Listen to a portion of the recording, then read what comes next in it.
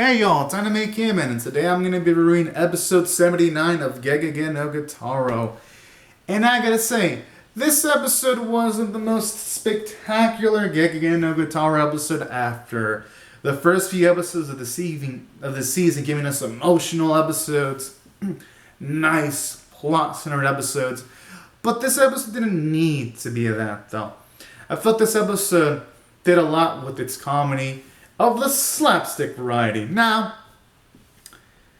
if any of y'all aren't a fan of slapstick comedy, there's a good chance y'all might not like this specific episode. But for me personally, I like it because I feel like it didn't abuse it too much. I felt it used it to great effect. Because I like the premise of this episode where you got one of Blackbeard's henchmen, which is Komori Neko, who wants to get enough blood to help resurrect Blackbeard. And he tries to get Ratman to help him out by first pretending to be Blackbeard Jr.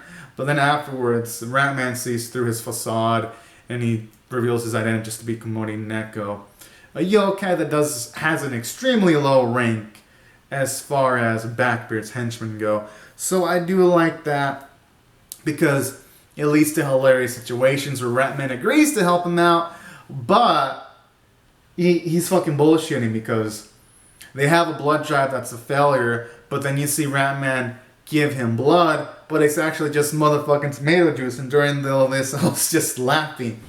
And I was laughing because I thought the joke was well done because, you gotta consider, at the start of the series, when Ratman helped out yokai for the sake of money, he usually went all out to help out a yokai that's antagonistic. I like how in this episode, though, you see some Ratman character development because, while yes, he still scams individuals, and yes, Ratman still scams yokai, this time ain't as malicious as some of the episodes of, say, Gegege no Kitarou Season 1.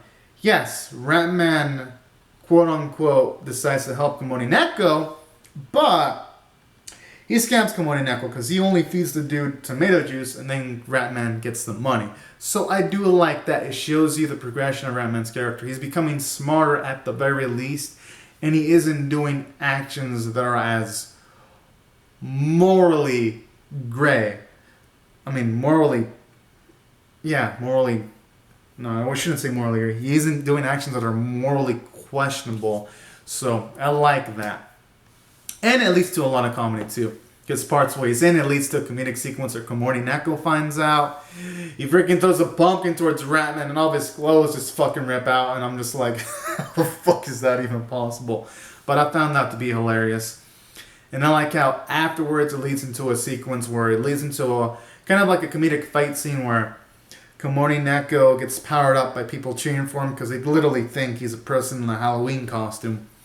And then it ends in a fight where he defeats Kitarou, and then Kitarou has to be helped by the roller cloth, and then right when he's about to do some cool attack, the sun rises and Komori Neko loses his powers because people stop cheering because they gotta go back to their daily lives or to work, and then Kitarou just beats him sickly with a remote control Getza, and that was some hilarious stuff. Because, for one, the fight was hilarious just for the simple fact that the sun rises and that's how Kitarou gets saved. And two, I felt it was layered well because you got now characters like Rollercloth getting their shine because Rollercloth helped Kitarou out so that he wouldn't receive as much physical damage.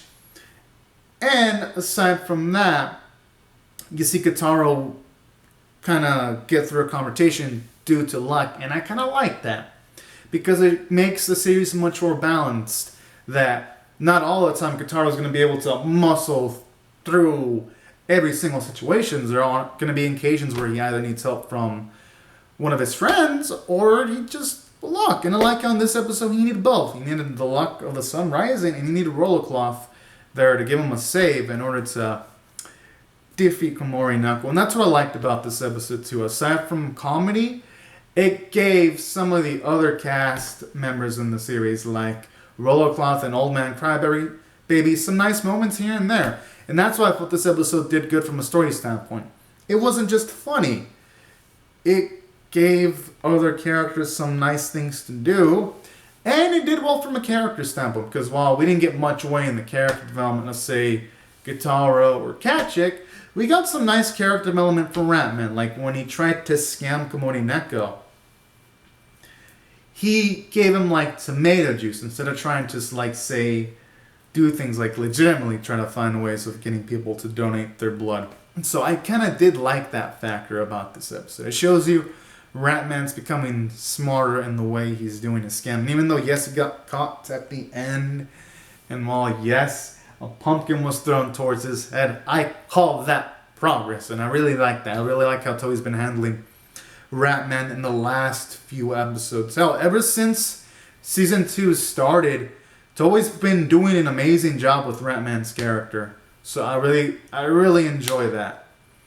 And then on top of that, Komori Neko's character was pretty hilarious too. Like when you see him having dreams of like setting with all the other Western yokai that work for Blackbeard in order to revive him. That was kind of hilarious, you know? And then seeing like the peak of his memories being when he was with his mom and dad. That was really, really cute. So moments like that really made Komori Neko somewhat memorable, especially when he like just wants to run away after he gets defeated. So stuff like that really made the episode nice from a character standpoint. And on top of that, I gotta say, I like how behind the scenes you even had Camellia drinking people's blood too, showing off that this episode, even though it was comedic centric, things behind the scenes were going on, and I kind of like that, you know, showing you the Gegege no Guitar world. It's always ever expanding. Things are always dynamic. Things are going on. So that's why I thought this episode did really well from a script standpoint. Now, as for the animation, I'd say that's the only weakness. The fight that the episode had, it was a still shot slideshow. I'm just being realistic. And the animation, for the most part, it wasn't just that fight sequence. There was a few sequences in the episode that kind of had some stills here and there. But it wasn't dreadfully awful at the very least. And the art was decent, I gotta say, for the most part. There was some nice art shots here and there. I'll give it credit for that. But the real highlight, though, aside from the nice script, was the music, actually. There was two new nice tracks here. And the music placement was well done. It actually helped elevate the comedic sequences. Like when Komori Neko tried to like pose as some kind of epic yokai and you heard like the Blackbeard theme in the background. I believe it was that sequence. It sounded pretty cool. So I gotta give props to that. Voice performances were great, I gotta say. And that's why, taking all these factors into consideration, I'm going to rate this episode of a scale of 1 to 10, with 1 being abysmal, 10 being exceptional, 5 being average. I thought this was a really solid 7.5 out of 10 episode, y'all. So anyways, everyone, these are my thoughts on Gegege no Guitar episode 79. Be sure to comment out your thoughts on the episode in the comment section below, or how you felt about my review. Share the video if y'all want to. Subscribe. Be sure to hit the bell notifications. Be sure to hit the bell if you want notifications, and I'll see you guys later if you come back for more. Alright, y'all. Thank you so much for watching. Have a great and safe day, and also a fun and safe Halloween. Alright, y'all. Bye-bye.